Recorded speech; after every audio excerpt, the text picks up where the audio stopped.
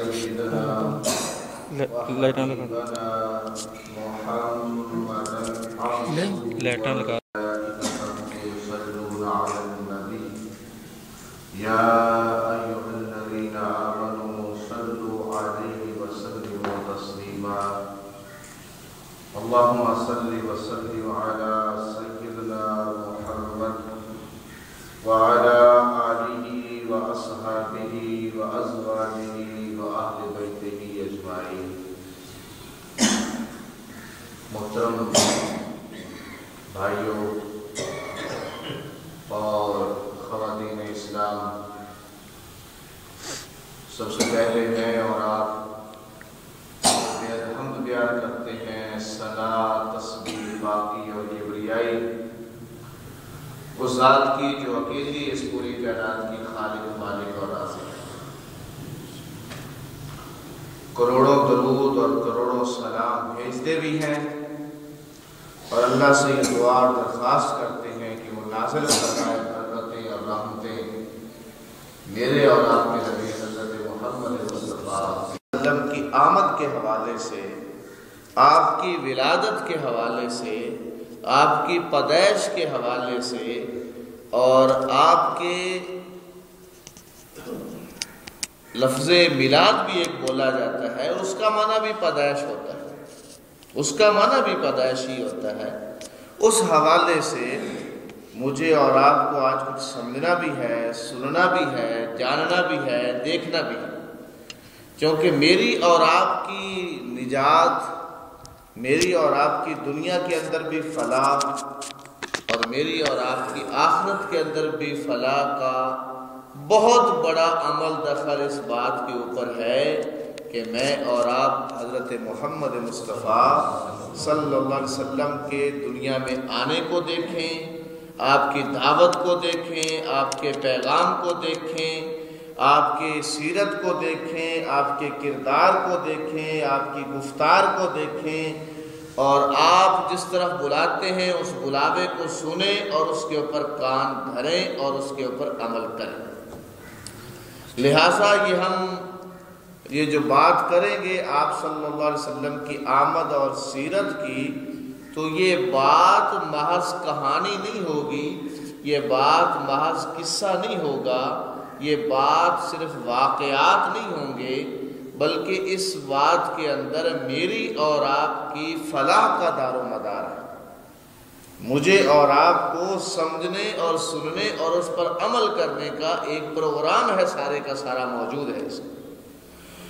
محترم بھائیوں، ایک چیز تو یہ ہے کہ جس معاشرے میں اللہ کے رسول صلی اللہ علیہ وسلم تشریف لے آئے، پیدا ہوئے، اس معاشرے کے مکانات، اس معاشرے کا لباس، اس معاشرے کی کھیتیاں، اس معاشرے کے جسم کی وضاحت ہے.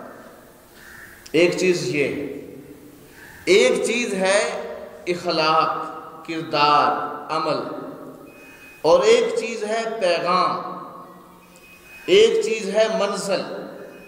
مجھے اور آپ کو دیکھنا یہ ہے کہ اللہ کے رسول جس معاشرے میں پیدا ہوئے اس کا لباس کیا تھا، اس کے مکانات کس طرح بنتے تھے اور اس کے اندر اللہ کے رسول نے کیا تبدیلی پیدا فرمائی. اور اس کے بعد مجھے یہ دیکھنا ہے کہ وہ معاشرہ اخلاقی اعتبار سے کہاں پر کھڑا تھا، اس کا اخلاق کتنا تھا، اور پھر اللہ کے رسول نے اس اخلاق کے اندر کیا تبدیلیاں پیدا فرمائی. اور مجھے یہ دیکھنا ہے کہ اللہ کے رسول صلی اللہ علیہ وسلم کی منزل کیا تھی، آپ نے کہاں تک جانا تھا، اور اس منزل کو حاصل کرنے کے لیے اللہ کے رسول نے کون کون سے طریقے اختیار کیے، کتنی محنت کی. یہ ساری چیزیں دیکھنے والی ہیں یا نہیں دیکھنے والی؟ ان ساری چیزوں کو دیکھنے کے بعد ہی میں اور آپ کسی نتیجے پر پہنچیں گے نا. ان ساری چیزوں کے اوپر غور کرنے کے بعد ہی مجھے اور آپ کو پتہ چلے گا کہ میری اور آپ کی نجات اس چیز کے اندر. اب ہم جب دیکھتے ہیں تو اللہ کے رسول صلی اللہ علیہ وسلم جس معاشرے میں تشریف لائے، آپ نے اس معاشرے کے لباس کو، اس کے لباس کو کوئی ڈسکس نہیں فرمایا. آپ کے ماننے والوں کے ایسے بھی حالات تھے کہ ان کے اوپر صرف ایک ہی چیز پہننے کو ملتی تھی، ایک ہی چیز پہننے کو ملتی تھی۔ ہاں البتہ آپ نے جو لباس کے اندر جو تبدیلی کی ایک بات کہی ہے تو وہ یہ فرمائی ہے کہ ہماری جو مائیں اور بہنیں اور بیٹیاں ہیں ان کو ایک حیا اور شرم اور پردے کی بات فرمائی کہ یہ بیٹیاں مائیں بہنیں جو ہیں یہ پردہ کیا کریں گی، یہ اپنی زینتوں کو چھپائیں گی، یہ چونکہ اللہ کی طرف سے حکم تھا۔ اور پردہ اس لیے، پردے کا کوئی مطلب محض صرف اس لیے ہے، پردے کی روح یہ ہے، پردے کا فلسفہ یہ ہے، پردے کی غرض و غایت یہ ہے کہ اگر پردہ نہیں ہوگا تو فحاشی، عریانی، بدکاری، میل ملاپ زیادہ ہوگا، اور اس کے نتیجے میں معاشرے کے اندر ایک بے چینی آئے گی، معاشرے کے اندر لڑائی آئے گا، معاشرے کے اندر جھگڑا آئے گا۔ یعنی اس کی روح یہ، پردے کی غرض و غایت یہ، لڑائی سے بچانے کے لیے، بے چینی سے بچانے کے لیے، خون ریزی سے بچانے کے لیے وہ جو اصل چیز تھی اس کو بھی منع کرتا۔ اب آپ یہ دیکھیں، اسی طرح سے اب آپ اگر غور فرمائیں تو اسلام کے اندر بہت ساری چیزیں ہیں، غیبت ہے، الٹے نام لینا ہے، کسی کو الٹے القاب سے پکارنا ہے، کسی کو تانا دینا ہے، کسی کی جاسوسی کرنی ہے۔ یہ سورہ الحجرات ہم پڑھتے ہیں تو یہ تقریباً 6 چیزیں بنتی ہیں، اور 6 چیزوں کو اللہ تعالیٰ حرام قرار دے رہا ہے کہ یہ برا کام بھی نہ کرنا، یہ بھی نہ کرنا، یہ بھی نہ کرنا اور یہ بھی نہ کرنا۔ ان 6 چیزوں کو ہم اس بلیک بورڈ پر لکھ کر جب نتیجہ نکالتے ہیں تو یہ نکلتا ہے کہ ان 6 چیزوں کرنے کی وجہ سے معاشرے میں نفرت پھیلے گی، انسان سے دور ہوگا، انسان سے کٹے گا، نفرت کے بعد اگلا سٹیپ ہے پھر لڑائی جھگڑے کا۔ لہٰذا ان 6 چیزوں کو ہی حرام قرار دیتے کہ یہ حرام۔ تو میں آپ سے یہ عرض کر رہا تھا، بنیادی طور پر اگر میری بات کو آپ سمجھ رہے ہیں تو یہ کر رہا تھا کہ اللہ کے رسول صلی اللہ علیہ وسلم نے جسم کے حوالے سے، لباس کے حوالے سے، وضع اور قطع کے حوالے سے اس معاشرے وہ معاشرہ داڑھی رکھتا تھا، وہ معاشرہ پہلے سے ہی داڑھی رکھتا تھا، تو بہت بڑی تبدیلیاں نہیں ارشاد فرمائی، چھوٹی چھوٹی کہیں اصلاح آپ نے فرمائی ہے، لباس کے حوالے سے اصلاح فرما دی، انسان کے جسم کے حوالے سے اصلاح فرما دی۔ آج ذرا آپ غور فرمائیں، خدا کے لیے غور فرمائیں، آج بعض اوقات ہمارا جو طبقہ ہے، جو دیندار طبقہ ہے یا جو نمازی طبقہ ہے، وہ بعض اوقات جسم لباس کے حوالے سے بہت زیادہ زور دیتا ہے، بہت زیادہ زور دیتا ہے، اور شاید سمجھتا ہے کہ یہ دین ہے۔ میں آپ سے یہ عرض کرنا چاہتا ہوں اور آپ کو بنیادی طور پر بتانا یہ چاہتا ہوں کہ اس کے اندر جو جو چیزیں اللہ کے رسول نے بتائی ہیں وہ ہیں، اس سے انکار میں اور آپ نہیں کر سکتے، لیکن ان کو وہی حیثیت دیں، ان کو وہی مقام دیں کہ جو اللہ کے رسول نے ان کو مقام دیا اور جو حیثیت ان کو دی۔ جسم اور لباس کے حوالے سے اللہ کے رسول نے کوئی تلوار نہیں اٹھائی، کسی کو جسم اور لباس کی درست کرنے کے لیے اللہ کے رسول نے کوئی سزا نہیں دی، کسی کے اوپر کوئی حد جاری نہیں کی۔ آپ کی ہر خطبے کے اندر، ہر تقریر کے اندر یہ میسج نہیں تھا، آپ کی ہر خطبے کے اندر، ہر تقریر کے اندر تلوار اٹھائی ہے، تکلیفیں برداشت کی ہیں، تو اس کا ایک مرکزی نقطہ نظر تھا دین کو غالب کرنا۔ مرکزی، یہ دین کیا ہوتا ہے اور اس کا غلبہ کیا ہوتا ہے، یہ میں آپ کو اگر بھولوں گا نہیں تو آخر میں بتاؤں گا، ہمارا اینڈ یہاں پر ہو۔ یہ دین کیا ہوتا ہے اور اس کا غلبہ کس کو کہتے ہیں، یہ میں آپ کو آخر میں بتاؤں گا۔ تو یہ تھا آپ کی دعوت کا مرکزی نقطہ۔ اب اس دعوت جو اس طرح دین کو پھیلانا چاہتا ہے، جو غالب کرنا چاہتا ہے، اس کے اندر کچھ کوالٹیز ہونی چاہیے، اس کے اندر کچھ خصلتیں ہونی چاہیے، اس کے اندر کچھ ایسی عادتیں ہونی چاہیے کہ جو دوسرے انسانوں کو اس کی طرف کھینچ لائے اور دوسرے انسانوں کو سے ممتاز کر دے، اس کو بلند کر دے، اس کو اعلیٰ کر دے، اس کو عرفہ کر دے۔ اور وہ کون سی خوبیاں ہیں؟ سب سے بڑا ہے سچ، سچ بولے انسان، امانت دار ہو، شرم و حیا والا ہو، حوصلے والا ہو، ہمت والا ہو، بہادری والا ہو اور مستقل مزاج ہو۔ یہ وہ انسانی خوبیاں ہیں۔ دوسروں کا ہمدرد ہو، دوسروں کا غمخوار ہو، یہ وہ خوبیاں ہیں جو معاشرے میں ایک انسان کو دوسروں سے بلند کر دیتے، ایک معاشرے میں ایک انسان کو دوسرے سے ممتاز کر دیتے۔ اور یہ ساری کی ساری خوبیاں میرے اور آپ کے نبی حضرت محمد مصطفیٰ صلی اللہ علیہ وسلم میں اعلان نبوت کرنے سے پہلے کی موجود تھی۔ بات سمجھ رہے نا؟ سچائی بھی موجود تھی، امانت بھی موجود تھی، شرافت بھی موجود تھی، دیانت بھی موجود تھی، صداقت بھی موجود تھی، حوصلہ بھی موجود تھا، ہمت بھی موجود تھی، شرم و حیا بھی موجود تھا، ساری خوبیاں موجود تھیں۔ یہ بات ٹھیک ہے یا نہیں؟ اور ان خوبیوں کا اعلان اور ان خوبیوں کا اعتراف دشمن بھی کیا کرتے تھے۔ کب کیا کرتے تھے؟ جب دشمنیاں پیدا ہوئی تھی، جب دشمن بنے تھے لوگ۔ 40 سال تک کوئی دشمن نہیں تھا، 40 سال تک کوئی مخالف نہیں تھا۔ جب مخالفتیں بنی، جب لوگ دشمن ہوئے آپ کی جان اور آپ کی پیغام کے، اس کے بعد بھی وہ ان چیزوں کا اعتراف کرتے تھے۔ محمد صلی اللہ علیہ وسلم سچا ہے، محمد ذاتی طور پر سچا ہے صلی اللہ علیہ وسلم، لیکن جو بات کرتا ہے، جو پیغام دیتا ہے، جو دعویٰ دیتا ہے، وہ ٹھیک نہیں ہے، نعوذ باللہ۔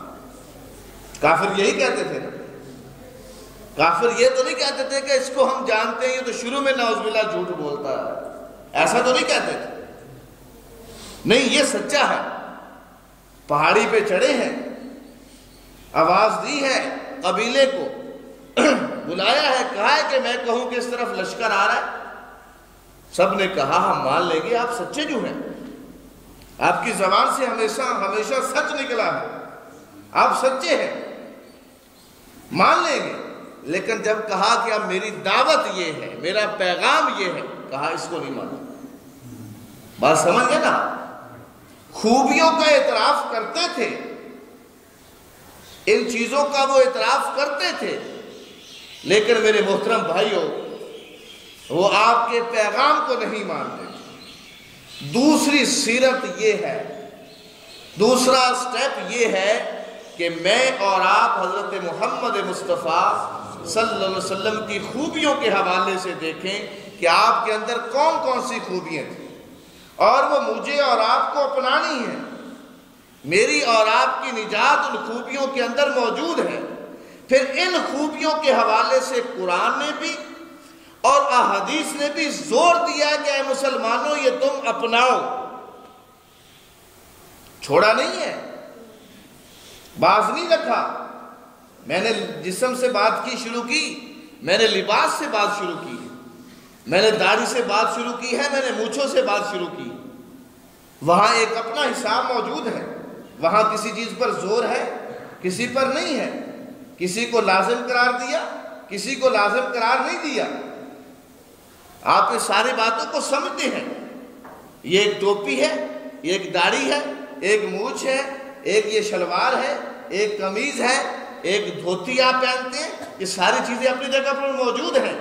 لیکن یہ جو خوبیاں ہیں، یہ جو میں نے آپ سے دوسری گنوائی ہیں، اس پر زور موجود ہے، اس کی تاکید موجود ہے، ان کو لازم پکڑنا موجود ہے، ان کو چھوڑنے کے جرم کے اندر سزائیں موجود ہیں، ان کو چھوڑنے والے کو جہنم کی وعیدیں موجود ہیں۔ کیا آپ نہیں جانتے جو جھوٹ بولتا ہے اس کے لیے جہنم کی وعید موجود ہے؟ کیا آپ نہیں جانتے کہ سچ بولنے کے اوپر اللہ کے نبی نے اور قرآن نے بہت زور دیا ہے. کیا آپ نہیں جانتے؟ امانت پر بہت زور دیا ہے، دیانت پر بہت زور دیا ہے، شرافت پر بہت زور دیا ہے، حوصلے پر بہت زور دیا ہے، صبر پر بہت زور دیا ہے. یہ زور موجود ہے یا نہیں ہے؟ یہ ہیں وہ سیرت کے چمکتے ہوئے تارے، یہ ہیں وہ روشن کرنیں، یہ ہیں وہ سورج کی شعائیں، یہ ہیں وہ آفتاب نبوت کے سورج کی شعائیں جو معاشرے کو حسین کرتی ہیں، جو معاشرے کو معطر کرتی ہیں، جو معاشرے کے اندر خوب شعائیں پھوٹتی ہیں اور معاشرے کے اندر روشنی پھوٹتی ہے اور معاشرے کے اندر خوشبو آتی ہے. ناراض نہ ہوئیے گا. میں یہ آپ سے عرض کرنا چاہتا ہوں کہ میرا معاشرہ آج کل ان کی خوشبوؤں سے خالی کیوں نظر آ رہا؟ میرا معاشرہ مجھے آج اس روشنی سے خالی نظر کیوں آ رہا؟ وجہ اس کی کچھ اور ہوگی، اس کا سبب تلاش کریں. میں سیرت بیان کرتا ہوں، میں جلسہ کرتا ہوں، میں میلاد کی محفل کرتا ہوں، اور میں اس کے اندر ادھر نکل جاتا ہوں، میں اس کے اندر ادھر نکل جاتا ہوں، میں دوسرے فرقے کو برا بھلا کرنا شروع کر دیتا ہوں، میں الٹا نفرت محبت کی جگہ پہ نفرت،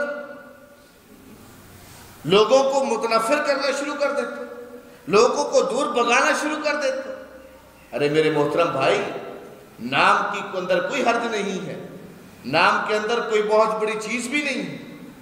آپ سیرت کا جلسہ کر رہے ہیں، آپ میلاد کا جلسہ کر رہے ہیں، آپ کو جلسہ کر رہے ہیں، آپ کو جلوس کر رہے ہیں، لیکن جب تک آپ میرے آقا صلی اللہ علیہ وسلم کی ان چیزوں کے اوپر غور نہیں کریں، آپ کا ہمسایوں کے ساتھ کیا سلوک تھا، آپ کا بیوی کے ساتھ کیا سلوک تھا، آپ کا بچوں کے ساتھ کیا سلوک تھا، آپ کا محلے داروں کے ساتھ کیا سلوک تھا، آپ کا عزیز و اقربا کے ساتھ کیا سلوک تھا، ان چیزوں کو جب تک نہیں دیکھو گے، ان راستوں پر جب تک نہیں چلو گے، ان کے اوپر جب تک غور اور فکر نہیں کرو گے، معاشرے کے اندر خوشبو نہیں ملے گی، معاشرے کے اندر روشنی نہیں ملے گی، معاشرے کے اندر چین نہیں ملے گا، معاشرے کے اندر امن نہیں ملے گا.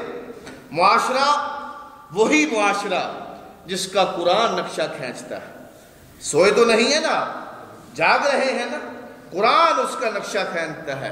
کنتم علی شفا حفرۃ من النار، کنتم علی شفا حفرۃ من النار، تم تو آگ کے گڑھے کے کنارے پہنچ چکے تھے، تم تو جہنم کے گڑھے کے کنارے پر پہنچ چکے تھے، تم تو آگ، پورے معاشرے کے اندر ایک آگ کا سما تھا، لیکن اللہ نے تمہیں بچایا.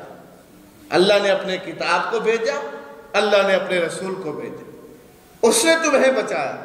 اب وہ کتاب موجود، اب رسول کی سیرت موجود، رسول کی سنت موجود، رسول کا طریقہ موجود. آج جو اس کو چھوڑ دے گا، اللہ نے پانی کو کس کے بجھانے کے لیے پیدا کیا ہے؟ آگ کے بجھانے کے لیے. ایک جگہ موجود ہے، آگ لگی ہوئی ہے، پانی کا کنواں موجود ہے، پانی کا ٹیوبویل چل رہا ہے، پانی کی نہر بہہ رہی ہے، آگ چل رہی ہے، کھیت کو لگی ہوئی ہے یا کسی فصل کو لگی ہوئی ہے یا کسی گھر کو لگی ہوئی ہے، ساتھ ہی پانی بہہ رہا ہے. آپ کہتے ہیں اللہ نے اس پانی کو، اس کی بہت، پانی کی بہت قدر ہے، پانی کی بہت عزت ہے، پانی کا بہت مرتبہ ہے، پانی کا بہت مقام ہے، پانی بہت اعلیٰ چیز ہے، یہ انسانوں کی پیاسوں کو بجھا دیتا ہے، یہ خوبی ہے اس کے اندر یہ کمال ہے، اس کے اندر یہ خصلت ہے. اور یہ اس کی خصلت یہ ہے کہ کہیں اگر آگ لگی ہوئی ہو تو اس آگ کو بجھا دیتا ہے، اور کوئی جل رہا ہو، کسی کی فصل، لمبی چوڑی تقریر ایک آپ پانی کی خوبیوں پر کرتے ہیں، لیکن اس پانی کو اس آگ کے اوپر ڈالتے نہیں ہیں، اس پانی کو اس آگ کے اوپر ڈالتے نہیں ہیں.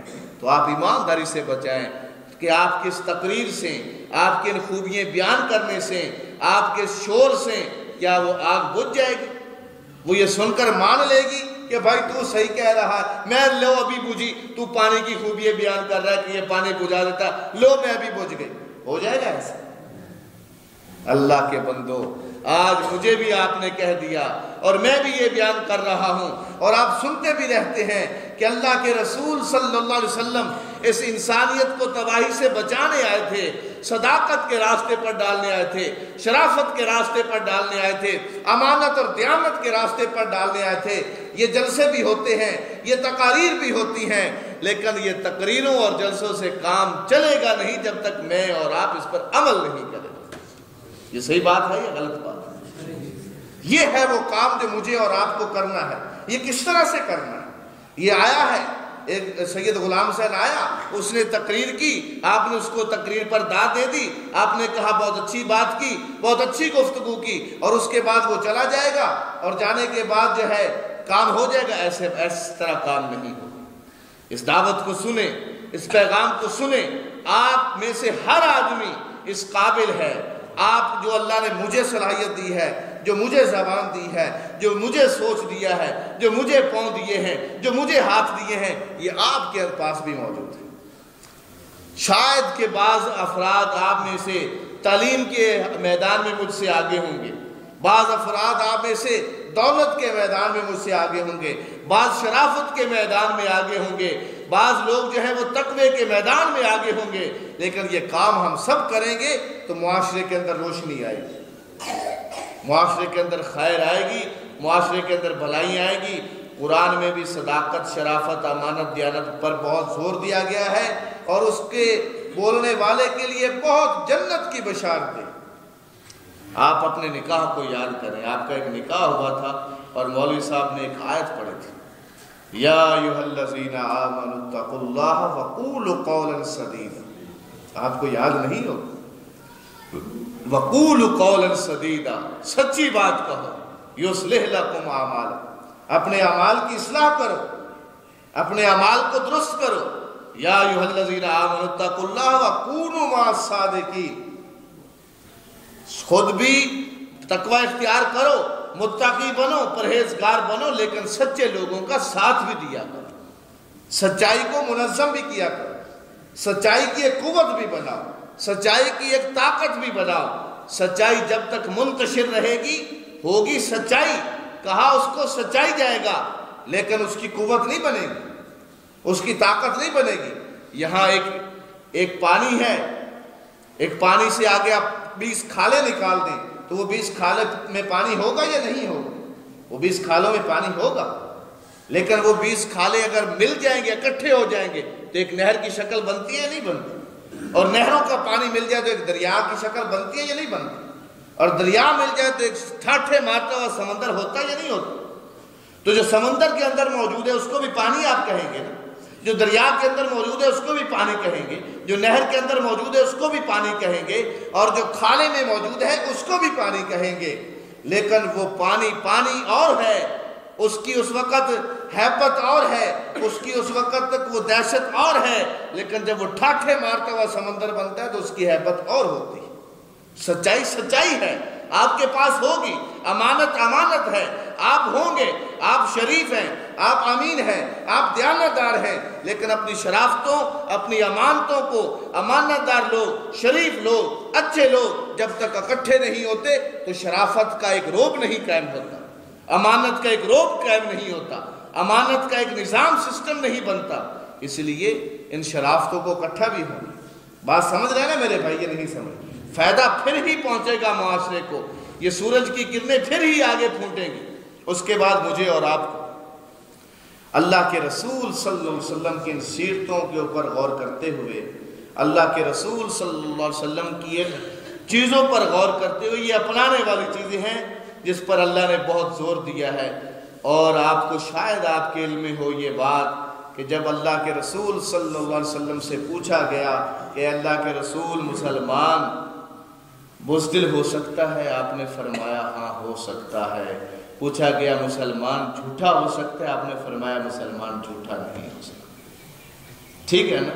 میں نہیں کہہ رہا، میرے اور آپ کے نبی کہہ رہے ہیں کہ منافق کی 3 نشانیاں ہوتی ہیں۔ منافق کی 3 نشانیاں ہوتی ہیں۔ جھوٹ جب بات کرتا ہے تو جھوٹی بات کرتا ہے، امانت رکھی جاتی ہے تو اس کے اندر خیانت کرتا ہے۔ میرے محترم بھائیوں، ان چیزوں کے اوپر غور کریں۔ مسلم کی آگے حدیث موجود ہے، امانت رکھی جاتا ہے تو خیانت کرتا ہے، جب کسی سے لڑائی جھگڑا ہوتا ہے تو گالی دیتا ہے، اور دوسری جگہ پر ہے جب وعدہ کرتا ہے تو وعدے کی خلاف ورزی کرتا ہے۔ اور مسلم اٹھا کر دیکھیں گے ہم تو ہمیں ملے گا کانا منافقن خالصن، جس کے اندر یہ تین چیزیں پائی جائیں گی وہ پکا منافق ہوگا، خالص۔ اگرچہ زعم انہ مسلم، اگرچہ اپنے آپ کے متعلق اس کا گمان یہ ہو کہ وہ مسلمان ہے، اپنے آپ کے متعلق یہ سوچتا کہ مسلمان ہے، وَإِن صَلَّى وَصَامَ، اگرچہ وہ روزہ بھی رکھتا ہو اور نماز بھی پڑھتا ہو۔ میرے محترم بھائیو، یہ ساری مسجد اگر نمازیوں سے بھری ہوئی ہے، اگر سارے چک روزہ رکھتا ہے، لیکن چک کے اندر اگر امانت موجود نہیں ہے، اگر سچ موجود نہیں ہے، اور لڑائی اور جھگڑے اور تلخ کلامی کی جگہ پر اگر گالیاں اور گلوچ موجود ہیں، تو اس چک کی گلیوں اور بازاروں میں سکون نہیں ہوگا۔ کہ سکون ہوگا؟ سکون نہیں ہوگا۔ اس لیے میرے محترم بھائیو، ان چیزوں کو آپ چھوٹا کیوں سمجھتے ہو؟ ان کو حقیر کیوں سمجھتے ہو؟ ان کو کم تر کیوں سمجھتے ہو؟ یہ بہت بڑی چیزیں ہیں۔ کیوں بڑی چیزیں ہیں؟ اور یہ کیوں آپ کے اندر اور میرے اندر ہونی چاہیے؟ اس لیے ہونی چاہیے، یہ جب تک یہ چیزیں نہیں ہوں گی، اللہ نے مجھے اور آپ کو جو امامت کے لیے پیدا کیا ہے، امامت کے منصب کے لیے جو مجھے اور آپ کو پیدا کیا ہے، وہ امامت کا منصب جھوٹے کو نہیں مل سکتا، وہ بددیانت کو نہیں مل سکتا، وہ خائن اور بے حوصلہ کو نہیں مل سکتا۔ امانت کا اور امامت کا جو منصب ہے وہ سچے کو، امانت دار کو، شریف اور دیانت دار کو مل سکتا ہے۔ ہم اس پوری دنیا کے اندر اللہ تعالیٰ نے مجھے اور آپ کو امامت کے منصب کے لیے پیدا کیا۔ جب یہ منصب میرے اور آپ کے نبی حضرت محمد مصطفیٰ صلی اللہ علیہ وسلم کے اندر یہ موجود تھا، منصب پر بھی فائز تھے اور یہ چیزیں بھی موجود تھی، تو دنیا کی ساری قوتوں نے ٹکر لی، دنیا کی ساری طاقتوں نے ٹکر لی، دنیا کے سارے باطل نے ٹکر لی، دنیا کی ساری تکلیفوں نے ٹکر لی، دنیا کے سارے الزامات نے ٹکر لی، لیکن وہ سارے الزامات، وہ سارا باطل ریزہ ریزہ ہوتا گیا، پاش پاش ہوتا گیا، اور محمد عربی صلی اللہ علیہ وسلم کے قدم آگے بڑھتے گئے۔ بات ایسی ہے یا نہیں؟ اب ذرا آگے آئے۔ آج کل ہمیں ایک جلسے اور جلوسوں کے اندر ایک بات سننے کو ملتی ہے، اور آپ نے بھی اکثر سنی، اللہ کے رسول آئے صلی اللہ علیہ وسلم اور دنیا کے اندر سیاہی چھٹ گئی، دنیا کے اندر اندھیرا چھٹ گیا، دنیا کے اندر ظلمت چھٹ گئی، دنیا کے اندر جھوٹ چھٹ گیا، اور دنیا کے اندر نور ہی نور آ گیا، دنیا کے اندر امن ہی امن آ گیا، دنیا کے اندر چین ہی چین آ گیا، سکون ہی سکون آ گیا۔ اس جو ابھی میں نے باتیں آپ کے سامنے کی ہے، انہی باتوں کو ذرا مقررانہ انداز کے اندر ذرا اور اس کے ساتھ باقی الفاظ کو جوڑ کر، ان باتوں کو باقی الفاظ کو جوڑ کر لمبی چوڑی ایک بات کی جاتی ہے۔ اب میرے محترم بھائی، ایک طرف سے تو یہ بات ٹھیک ہے، لوگ عام سامعین یہ سمجھتا ہے کہ یہ بات شاید اس لیے ہو رہی ہے کہ جیسے ہی اللہ کے رسول ادھر حضرت آمنہ کے گھر میں پیدا ہوئے ہوں گے، ادھر ساتھ ہی ساتھ لوگوں نے سچ بولنا شروع کر دیا ہوگا۔ جیسے حضرت اللہ کے محمد صلی اللہ علیہ وسلم پیدا ہوئے ہوں گے، ساتھ ہی ساتھ لوگوں نے جھوٹ کو چھوڑ دیا ہوگا، امانت آنا شروع ہوگی، شرافت آنا شروع ہوگی، دیانت شروع ہو گئی، اور امانت شروع ہو گیا، لوگوں نے شرابیں چھوڑ دی، لوگوں نے زنا چھوڑ دیا، لوگوں نے بدکاری چھوڑ دی۔ ایک عام طور پر بعض اوقات آدمی اس طرح کی گفتگو سن کر یہ تاثر لیتا ہے، اور آپ میں سے بھی بہت سارے آدمی شاید اس طرح کے سوچ کے بیٹھے ہوں اور اس طرح کی تقریریں سننے والے بیٹھے، کیا اللہ کے رسول ادھر سے پیدا ہوئے تھے اور ادھر سے ایک ایٹومیٹک تبدیلی آ گئی تھی، ایک دم سے معاشرے کے اندر تبدیلی آ گئی؟ بالکل نہیں ہے۔ آپ پیدا ہوئے، آپ نے بچپن گزارا، آپ حلیمہ سعدیہ کے گھر میں گئے، آپ واپس آئے، آپ نے سیدہ خدیجہ سے شادی کی، آپ جوان ہوئے، آپ 20 سال کے ہوئے، آپ 25 سال کے ہوئے، آپ 30 سال کے ہوئے، آپ 35 سال کے ہوئے، آپ 40 سال کے ہوئے۔ اس وقت تک معاشرے کے اندر کوئی تبدیلی نہیں تھی، جس طرح شرک تھا چل رہا تھا، جس طرح بری رسومات تھی چل رہی تھی، جس طرح بددیانتی تھی ساری چل رہی تھی۔ ایٹومیٹک دنیا کے اندر تبدیلی نہیں آتی۔ اللہ کا یہ نظام ہی نہیں ہے، اللہ کا یہ طریقہ ہی نہیں ہے، اللہ کا یہ سسٹم ہی نہیں ہے۔ اس کے بعد حضرت محمد مصطفیٰ صلی اللہ علیہ وسلم 40 سال کی عمر میں آپ اعلان نبوت فرماتے ہیں، اور سب سے پہلی خبر جو آپ دیتے ہیں اپنے نبوت کے بارے میں وہ اپنی بیوی کو دیتے ہیں۔ سب سے پہلی خبر، اعلان کا مطلب یہ نہیں تھا، یہ بھی ذرا سنیے گا بات کو، اعلان کا مطلب یہ نہیں تھا کہ آپ پہلے دن کوہ صفا پر چلے گئے تھے، نہیں گئے تھے پہلے دن، 3 سال بعد گئے، 3 سال بعد جب وہ پہلی وحی آئی ہے، اس پہلی وحی کے آنے کے 3 سال بعد 3 سال بعد آپ گئے ہیں۔ بات سن رہے نا میرے بھائی، پہلے نہیں گئے، سب سے پہلے آ کر اپنی بیگم کو بتایا، اور بیگم جو تھی وہ اپنے چچا زاد بھائی کے پاس لے گئی جو انجیل اور تورات کا عالم تھا، اور اس نے کہا کہ یہ وہی ناموس ہے کہ جو حضرت موسیٰ اور حضرت عیسیٰ پر آئی تھی، یہ وہی پیغام ہے، یہ وہی وحی ہے جو اللہ کے نبیوں پر آتی ہے۔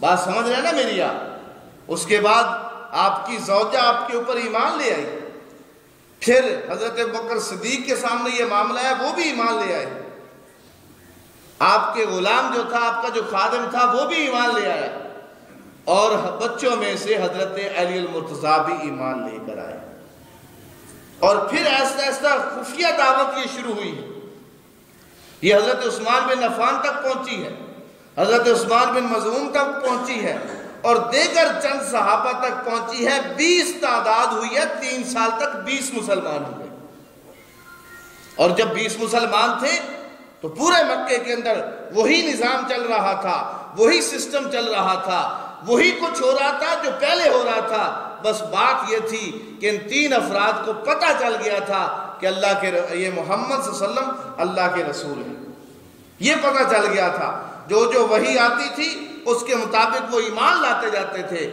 بتوں سے، اب بتوں کے بارے میں وحی آتی تھی تو ان 20 میں سے اگر کوئی پہلے بتوں کے قریب جاتا تھا تو باز آ گیا، باقی جو خوبی ان کے اندر موجود تھی وہی رہی، باقی جو معاملات تھے وہ وہی رہے۔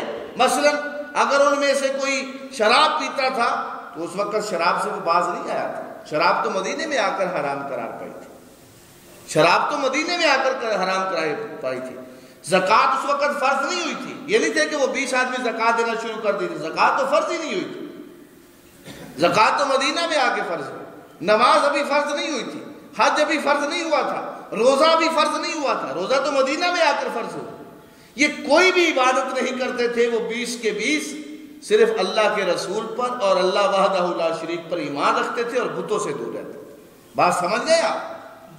پھر یہ معاملہ آگے چلتا گیا، چلتا چلتا آپ کو ابھی 6-7 سال ہوئے ہیں، 6-7 سال کے عرصے میں وہ دار ارقم کے اندر بیٹھ کر آپ لوگوں کو سمجھاتے تھے، دین کی تبلیغ کرتے تھے، اور 7ویں سال میں جا کر حضرت عمر فاروق مسلمان ہوتے ہیں، جو جا تو رہے ہیں ان کو شہید کرنے، لیکن خود ہی اپنا وہ جب قرآن سنا تو ایک اندر تبدیلی پیدا ہو گئی، اندر کی دنیا بدل گئی، اور اب یہ پہلے تلوار لے کر اس دائی کو ختم کرنے جا رہے تھے، اور اب وہ تلوار لے کر وہ دائی کی دعوت کو پھیلانے کے لیے اس تلوار کو انہوں نے استعمال کی۔ اس کے بعد پھر عبادت جو تھی وہ تھوڑی سی عام ہونا شروع ہو گئی، گفتگو جو تھی وہ عام ہونا شروع ہو گئی، پھر ایسا نہیں ہے، تکلیفیں اور زیادہ ہونا شروع ہوئی، پھر مسلمانوں نے اسی دوران ہجرت حبشہ کی طرف ہجرت شروع کر دی،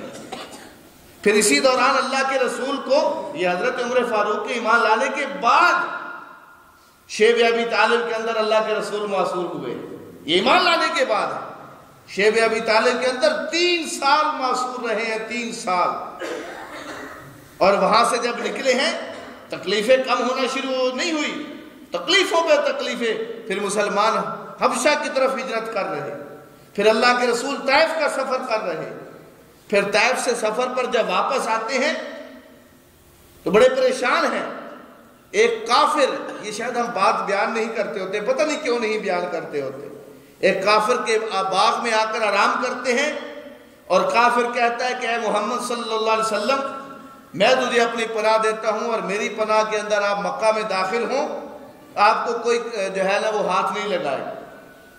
یہ اس کا دل کے اندر نرم گوشہ تھا۔ تو یہ سارے ہم سمجھتے کہ شاید یہ بیان کریں گے تو اللہ کے رسول کی نعوذ باللہ کو شان میں کمی واقع ہو جائے گی کہ دیکھیں جی آپ طیف کے سفر سے واپس آئے تو آپ کو ایک کافر کی پناہ، اس وقت دستور تھا، اس وقت کا یہ سسٹم تھا کہ اگر ایک شہر کا کوئی آدمی کسی کو پناہ اپنی پناہ میں دے دے تو باقی لوگ کچھ نہیں کہیں گے، اس میں تو ایسی کوئی بات نہیں ہے۔ تو میرے محترم بھائی 13 سال مکہ کے اندر، 13 سال آپ نے مکہ کے اندر گزارے ہیں اور چین سے نہیں گزارے، آرام سے نہیں گزارے۔ میں اپنے نوجوان بھائیوں سے کہتا ہوں، میں اپنے بزرگوں سے کہتا ہوں، خدا کے لیے خدا تجھے کسی طوفان سے آشنا کر دے کہ تیرے بحر کی موجوں میں اضطراب نہیں۔ اور میری 40 سالہ زندگی گزری، آپ کی گزری، یہاں 40 سالہ بھی بیٹھے ہیں، 50 سالہ بھی بیٹھے ہیں، اور ہم نے کتنی تکلیفیں برداشت کی۔ ہم صرف جسم پہ لڑتے رہے، ہم صرف لباس پہ لڑتے رہے، ہم صرف داڑھی کے سائز پہ لڑتے رہے، ہم ٹوپی پہننے اور نہ پہننے پہ لڑتے رہے، ہم ہاتھ یہاں رکھنے پہ لڑتے رہے، ہم ہاتھ یہاں رکھنے پہ لڑتے رہے، ہم فاتحہ پیچھے پڑھنے پہ لڑتے رہے، نہ پڑھنے پہ لڑتے رہے، ہم دفنانے کے بعد دعا مانگنے پہ لڑتے رہے، ہم نہ مانگنے پہ لڑتے رہے۔ یہ کیا بات ہوئی میرے بھائی؟ اور اللہ کے رسول ان چیزوں کے لیے آئے تھے، اللہ کے رسول کی یہ دعوت تھی۔ اسلام کا حسن ان چیزوں کے اندر موجود ہے صرف کہ یہ ہوں گی تو اسلام کی وہ شعائیں، اسلام کی وہ روشنی، اسلام کے وہ فائدے وہ انسانیت کو ملیں گے۔ اگر یہ چیزیں نہیں ہوں گی، اگر ادھر ہاتھ باندھے جائیں گے تو نہیں ہوں گی، ادھر ہاتھ باندھے جائیں گے، یہ کیا بات کر رہے ہو میرے بھائی؟ اللہ کے بندو، اللہ مجھے اور آپ کو معاف فرمائے، اگر آپ ناراض نہ ہوں تو ہم نے دین کا حلیہ بگاڑ دیا۔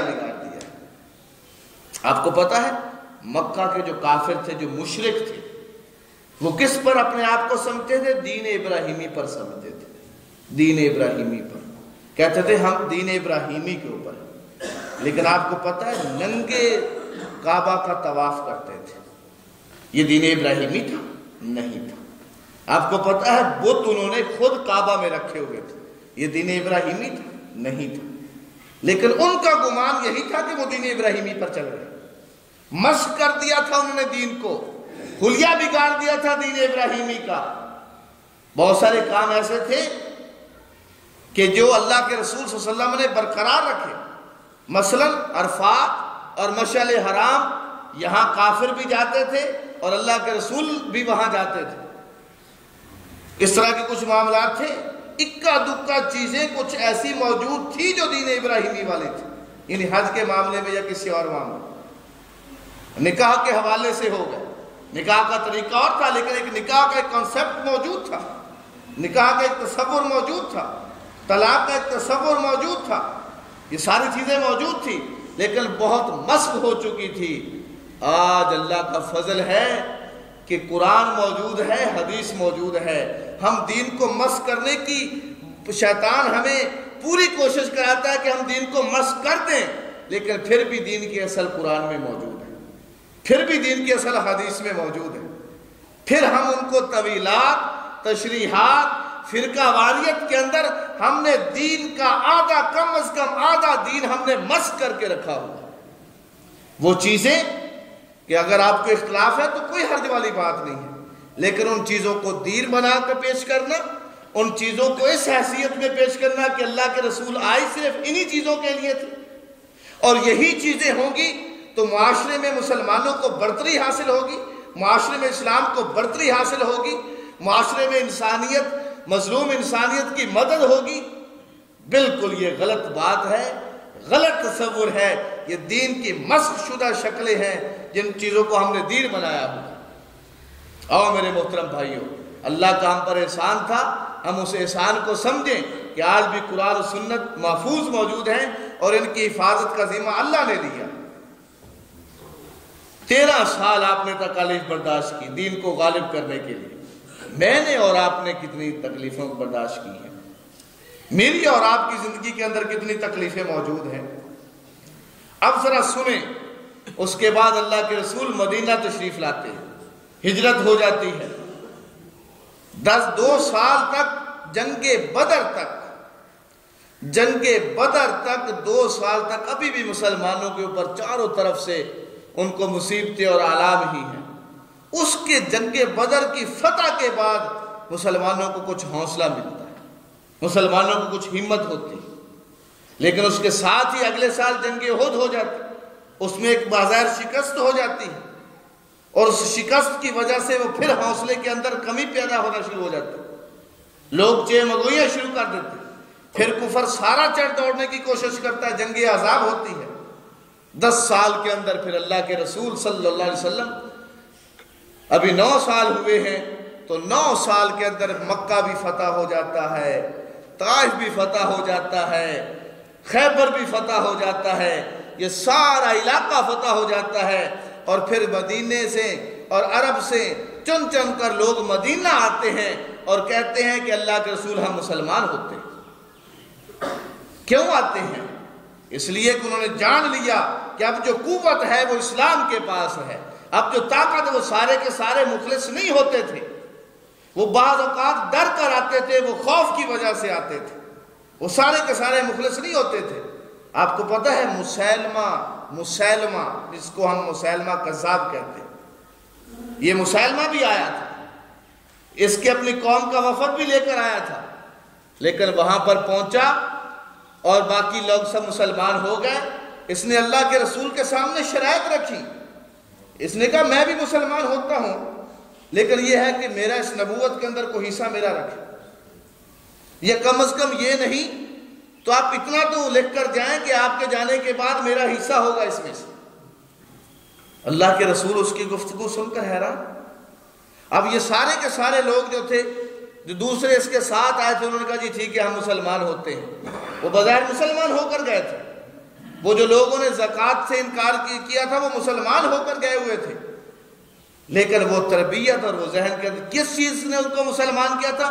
اسلام۔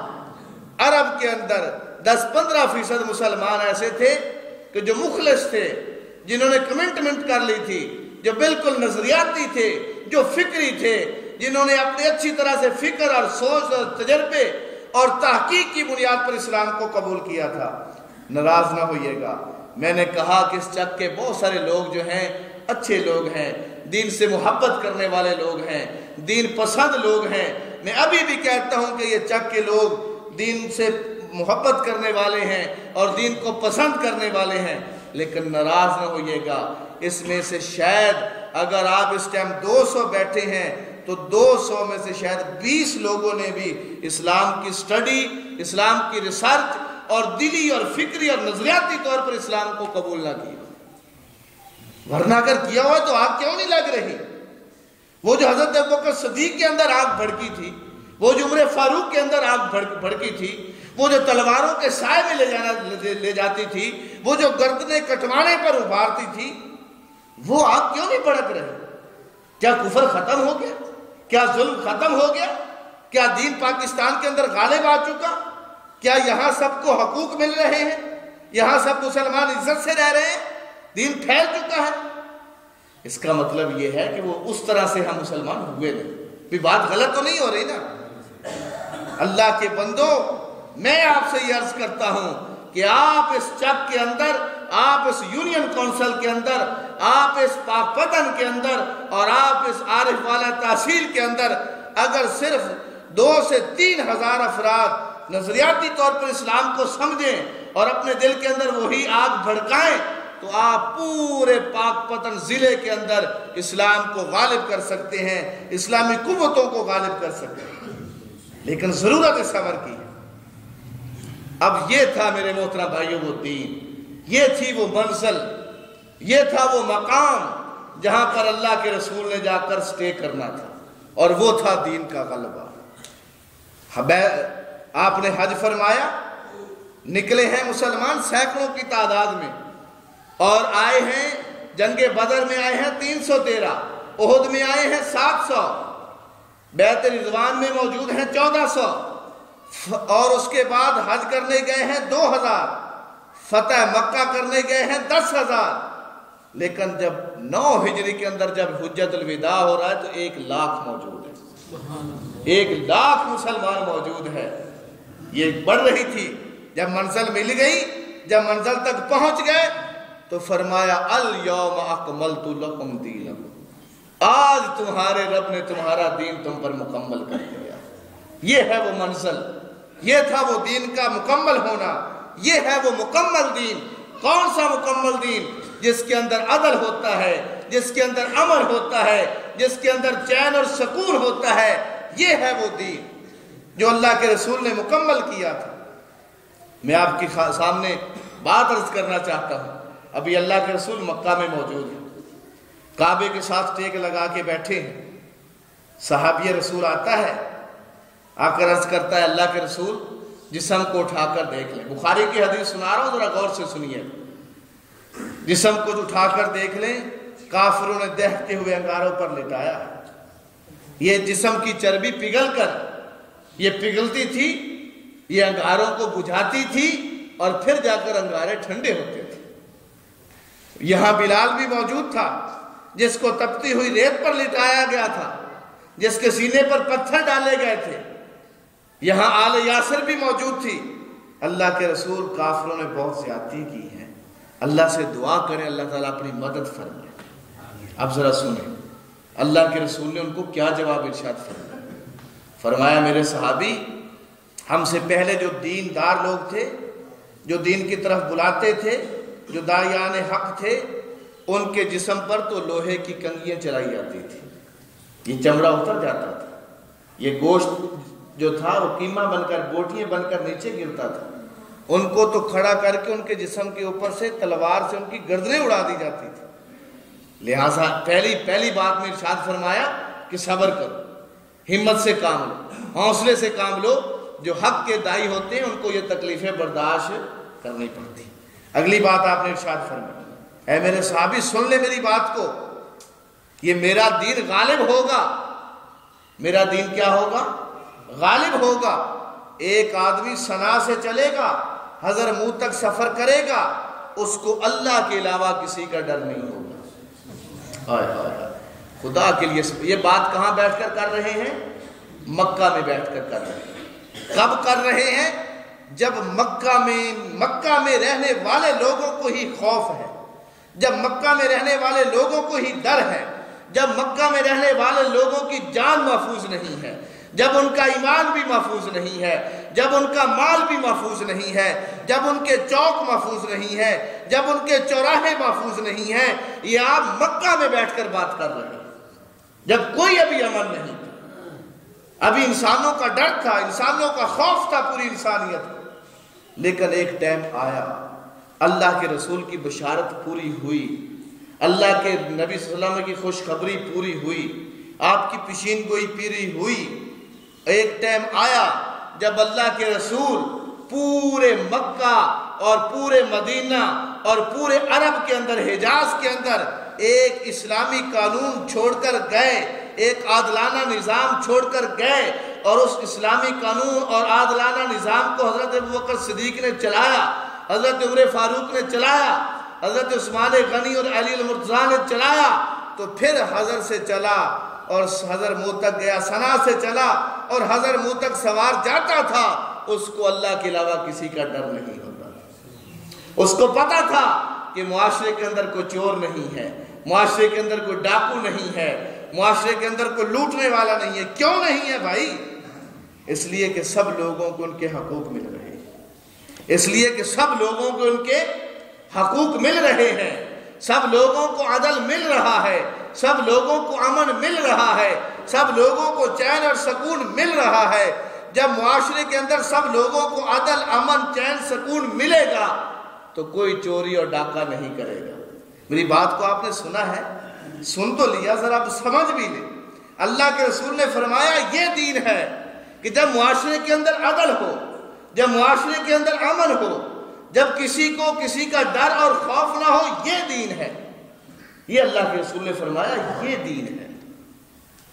اب میں اور آپ اس طرف توجہ بھی نہیں کرتے، میں آپ سوچتے بھی نہیں ہیں، غور بھی نہیں کرتے کہ ہم اس طرف غور کریں کہ میرے محترم بھائیوں، وَالَّذِي أَرْسَلَ رَسُولَهُ بِالْهُدَى وَدِينِ الْحَقِّ وہی ذات ہے جس نے اپنے رسول کو بھیجا اور دین حق دے کر بھیجا، لِيُظْهِرَهُ عَلَى الدِّينِ كُلِّهِ، تاکہ یہ دین تمام دینوں پر غالب آ جائے، تاکہ یہ دین تمام دینوں پر غالب آ جائے۔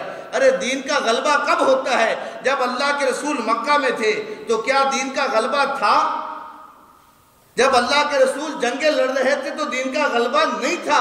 اللہ کے رسول نے فرمایا میرا دین غالب ہوگا، اور کب ہوگا؟ جب اس طرح سے لوگ چلیں گے اور ان کو کسی کا ڈر اور خوف نہیں ہوگا۔ اس طرح سے جب لوگ چلیں گے اور ان کو ڈر اور خوف نہیں ہوگا، تب میرا دین غالب ہوگا۔ تو اب ذرا غور تو فرمائے میرے بھائی، اب وہ دین کہاں گیا؟ اس دین کے ماننے والے کہاں گئے؟ اس دین کے چاہنے والے کہاں گئے؟ یہ تو رات کو بھی بیٹھے ہوئے میرے بھائی جو ہوتے ہیں گھروں کے اندر بھی چین اور سکون کے اندر نہیں ہے۔ یہ تو تالے لگا کر سوتے ہیں پھر بھی چین اور سکون کے اندر نہیں ہے۔ اور میرا نبی تو یہ فرماتا ہے کہ مسافر کو بھی ڈر نہیں ہوگا، یہ گھر کے اندر بیٹھا ہوا بھی ڈر رہا ہے۔ اس کا مطلب یہ ہوا، یہ ماننا پڑے گا کہ ہمارا دین غالب نہیں ہے۔ خدا کے لیے ذرا بات کو سوچئے گا، خدا کے لیے بات کو سنیے گا کہ دین غالب ہوتا ہے جب معاشرے میں عدل ہوتا ہے، اور عدل حکومت لاتی ہے، عدل حکومت لاتی ہے۔ جب اللہ کے رسول کے پاس مکہ کے اندر حکومت نہیں تھی، سارے لوگ اسی طرح ڈر خوف کے اندر مبتلا تھے۔ جب ابھی آپ مدینہ میں تشریف لائے، حکومت نہیں تھی، کوئی چوریاں ڈاکے رکے نہیں تھے۔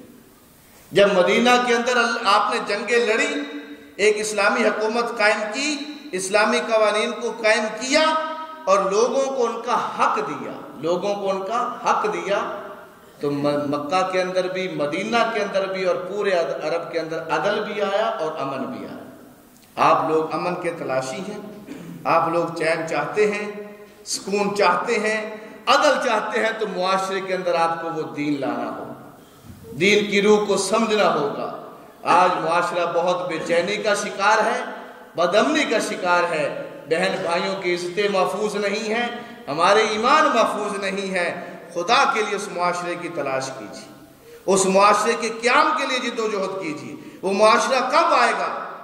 وہ معاشرہ اس وقت آئے گا جب ہم اس کے لیے غور اور فکر کریں گے، اس کے لیے سوچیں گے، اس کے لیے ایک دوسرے کے ساتھ ملیں گے اور ایک دوسرے کو تیار کریں گے، تو وہ معاشرہ آئے گا۔ اس کے بغیر اس کا کوئی حل نہیں۔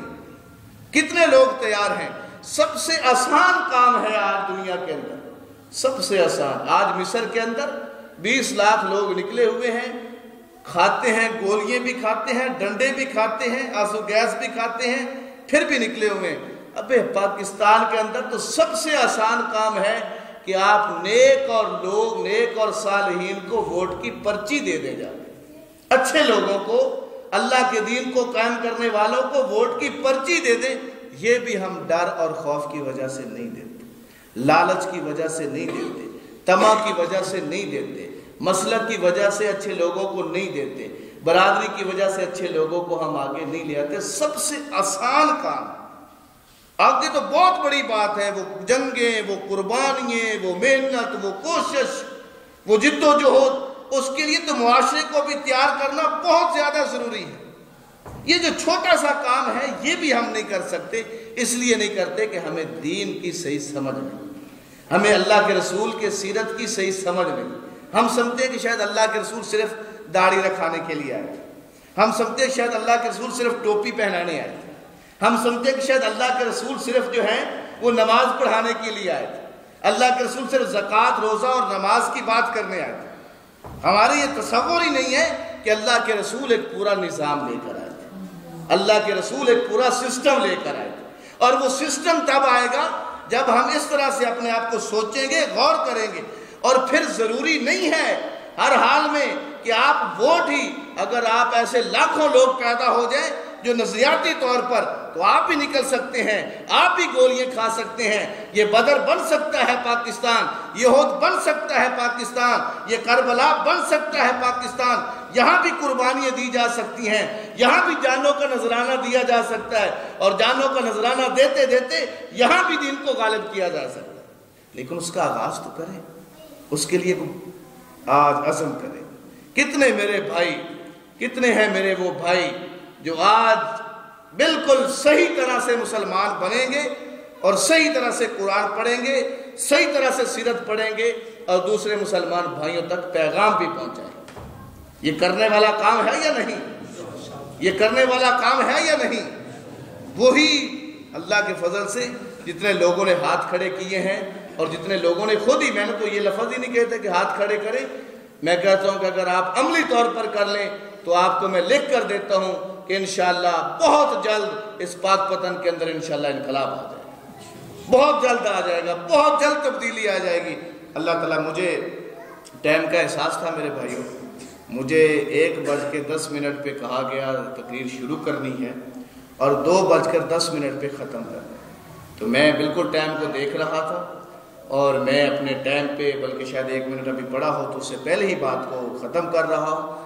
اصل میں 1 گھنٹہ اور لگا رہوں، ذرا اچھی طرح پسینہ بھی آ جائے، لیکن اگر ہم عمل نہیں کریں گے ان باتوں کے اوپر تو فائدہ نہیں۔ اس لیے مجھے اور آپ کو چاہیے کہ ہم عمل کریں اور دین کو صحیح سمجھنے کی کوشش کریں۔ شاید لگی لپٹی باتیں نہ ہوں، شاید کراری باتیں آپ کو نہ لگی ہوں، نمک مرچوں والی باتیں نہ لگی ہوں، لیکن میں نے کوشش کی ہے کہ صحیح جو رخ تھا، صحیح جو بات تھی وہ آپ تک پہنچاؤں۔ اب اللہ تعالیٰ مجھے بھی اور آپ کو عمل کی توفیق عطا فرمائے۔